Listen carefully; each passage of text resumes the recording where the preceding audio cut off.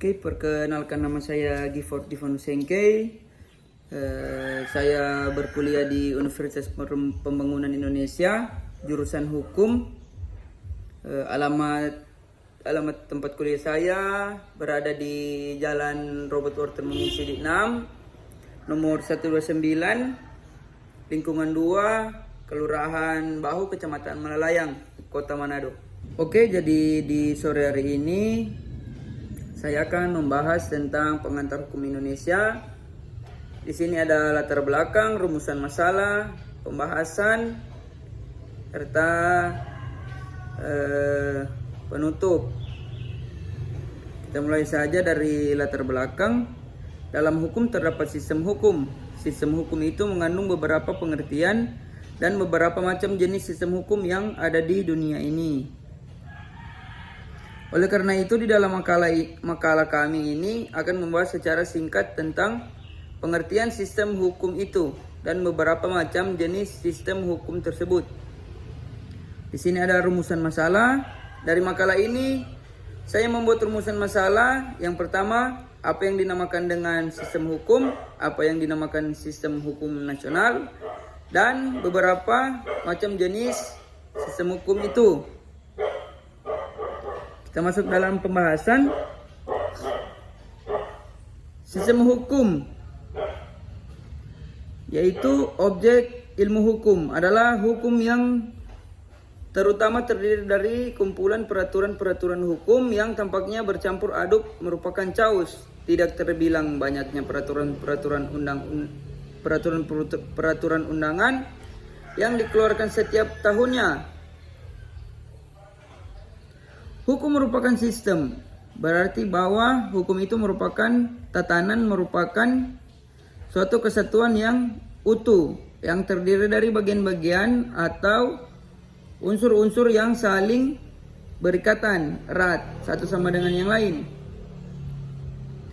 Jadi pada hakikatnya hukum sistem, termasuk sistem hukum, merupakan satu kesatuan hakiki dan terbagi-bagi dalam bagian-bagian.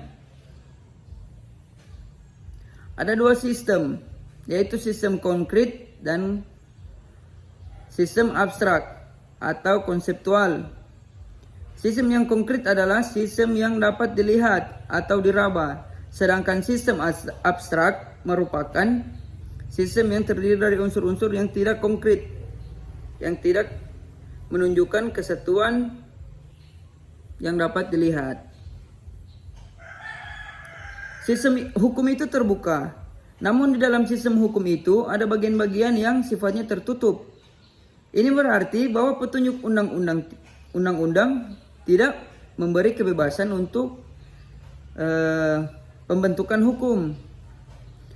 Hukum benda dan keluarga merupakan sistem hukum tertutup, yang berarti bahwa lembaga-lembaga hukum dalam keluarga dan benda, jumlah dan jenis tetap. Sistem hukum itu berkembang sesuai perkembangan hukum. Telah dikemukakan bahwa dalam sistem tidak dikehendaki adanya konflik dan kalau terjadi konflik tidak akan dibiarkan, karena dalam masyarakat manusia itu terdapat banyak kepentingan, maka tidak mustahil terjadi konflik antara kepentingan-kepentingan itu sendiri. Sistem hukum sifatnya lengkap. Ketidaklengkapan atau kekurangan-kekurangan di dalam sistem itu akan dilengkapi oleh sistem itu sendiri dengan adanya penafsiran-penafsiran.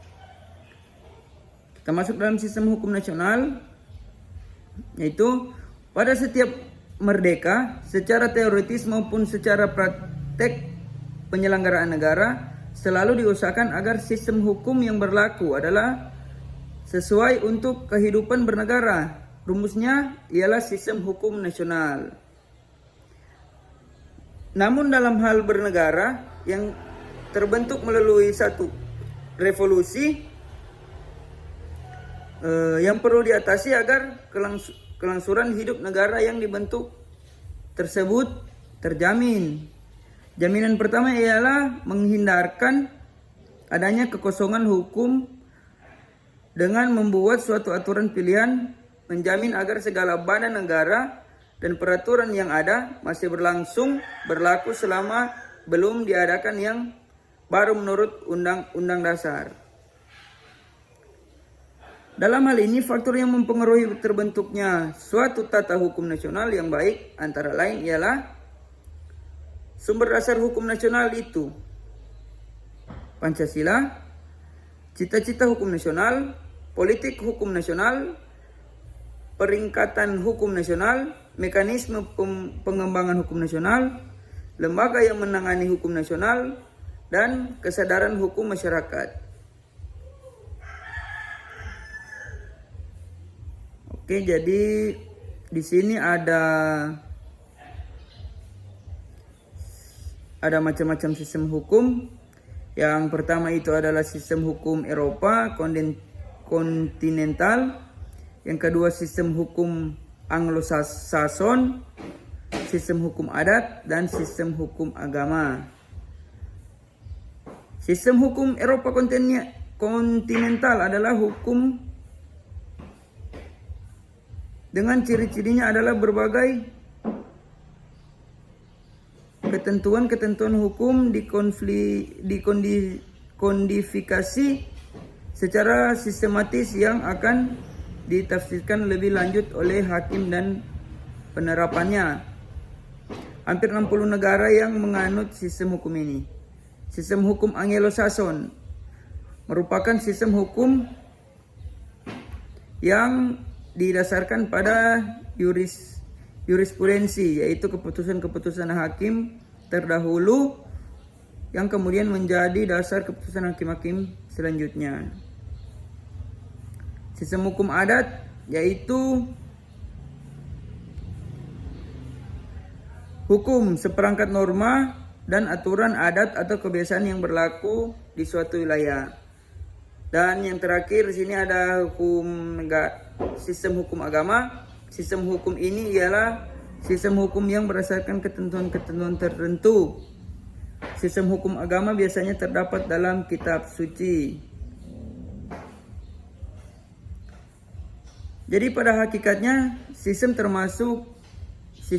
hukum merupakan suatu kesatuan hakiki dan terbagi-bagi dalam bagian-bagian, di dalam mana setiap masalah atau persoalan menemukan jawaban atas penyelesaiannya. Oke, jadi saya rasa cukup sampai di situ untuk makalah Hukum Indonesia. Jangan lupa bergabung bersama kami di Universitas Pembangunan Indonesia, karena di Universitas Pembangunan Indonesia itu ada beberapa fakultas, terdiri dari Fakultas Hukum, Teknik, Keperawatan, Sospol, Pertanian, dan Sastra. Kami tunggu untuk bergabung bersama kami. Terima kasih.